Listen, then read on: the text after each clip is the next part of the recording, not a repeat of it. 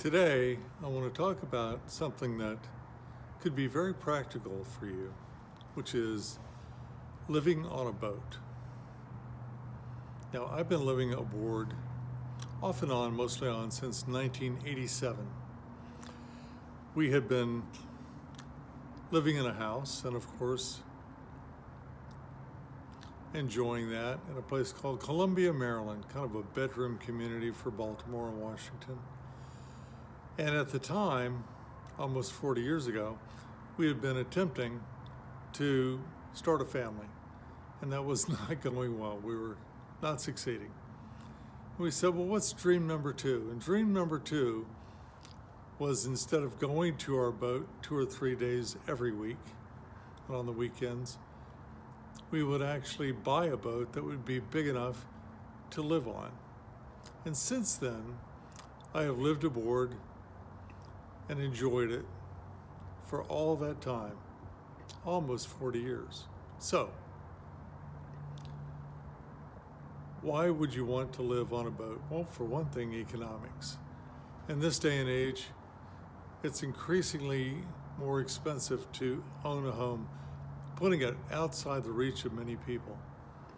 Also, it's incredibly challenging with all the different financing programs, things that one needs to do. However, living on a boat can be extremely economical. It's a kind of a economy of scale, if you will. It's a smaller footprint once the boat is paid for, and in many cases, and I'll tell you a little bit later, how to acquire a boat inexpensively. You're basically only paying for the electricity and the slip rent. Some people don't even pay for that. They are out on the hook, but I've never done that. I've always lived in a marina and hooked up to what's called shore power. So I hook up to shore power. These days you can actually create your own power by using solar, but back then that didn't exist nearly as much, although boaters have been doing solar and wind and you name it, and we come up with different ways to be able to generate our power. But let's just say that you're going to use the power that's provided. And of course, you hook up to water, and depending on where you are in the country, you may or may not have winter to deal with. I've lived in Maryland mostly, so it's kind of a temperate zone. We do have winter. And I've also lived on a boat in Florida. And then you've got to concern yourself with air conditioning, and we can talk about how to do that. But the benefits of living on a boat, well, for one thing, you have waterfront property all the time. Depending on where you're at, you may or may not have wave action or tidal action or boat traffic to deal with. But I'm going to suggest to you that, in my opinion, it is absolutely worth it. So the idea here is you need to be able to, number one, acquire a boat. And let's talk about that for a second. You can certainly find mini boats on a variety of different websites on the internet. You can go on Facebook Marketplace and just type in large boat or houseboat, and you'll be able to find hundreds, if not thousands of them. The key is, depending on your budget, you may or may not have to pay a lot, a little, or maybe even anything, maybe $1. I've bought lots of boats for $1. And the reason is because for people that are housebound and they're not going to live aboard their boat, in many cases that boat just becomes an expense. It's something that they have to deal with. And after a while, or especially if they're going through a tough time financially, they might just say, boy, wouldn't it be nice to be able to just unload this? It's costing me thousands of dollars a year to maybe not use it. So, in those circumstances, if you're willing to take on the boat, sometimes it needs love or cleaning or whatever. And because you're going to be living on it, you're probably not going to be traveling around with your boat. You'll just be staying on it. That might be an extremely good situation for both of you. a win-win, as they say. So you may be able to simply acquire the boat and acquire it for a small amount of money, or maybe even no money, which I have done. So the key is that you have to ask in order to get. So you go out and you look on Facebook, you look on Marketplace, and often you will see boats that are relatively inexpensive, a couple of $1,000s, maybe nothing. And you want to go and look at those boats and look at them with an open mind. Look at them with where you're going to keep the boat. A little research here goes a long way.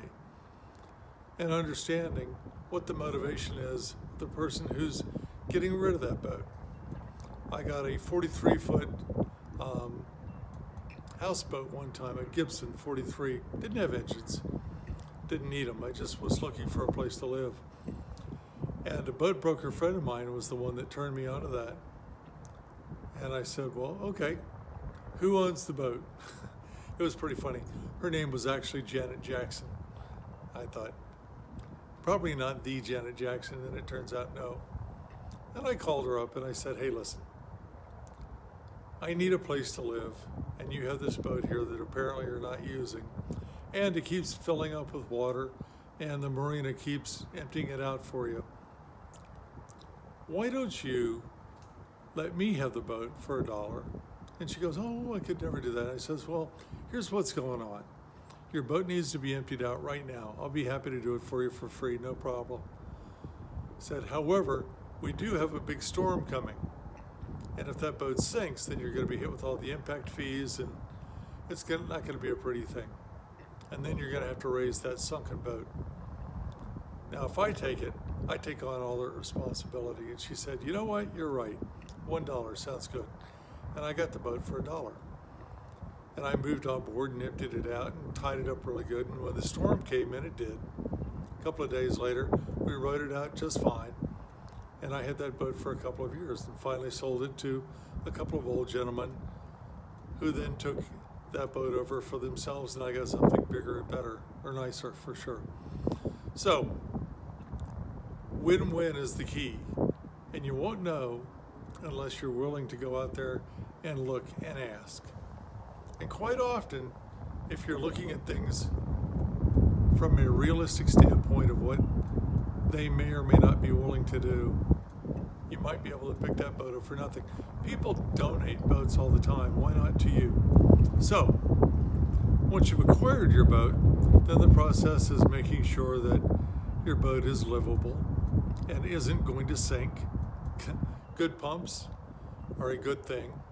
So just make sure that all of that is done. You could even hire somebody to do that.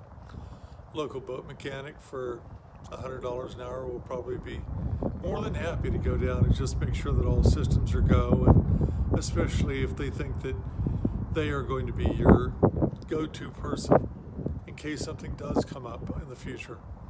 After that, you have an extremely inexpensive, I've rarely seen it be more than $1,000 a month, and that's pretty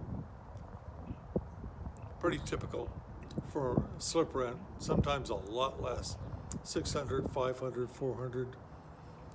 Where I'm at right now, it's about $2,500 for the whole year. And then I pay my electric bill, which ranges anywhere from about $160 on really cold winters. It might go up to $300.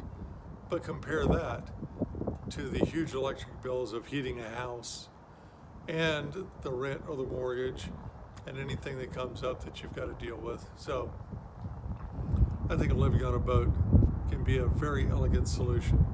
Anyway, if this gives you a little bit of motivation about living aboard, and I really believe that you can, and many people do, leave a like in the comment section, leave a comment in the comment section, or hit the like button, smash that like button, leave a comment in the comment section.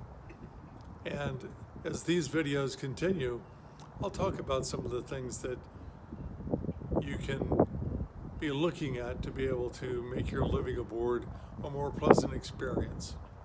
Anyway, until then, have a blessed day.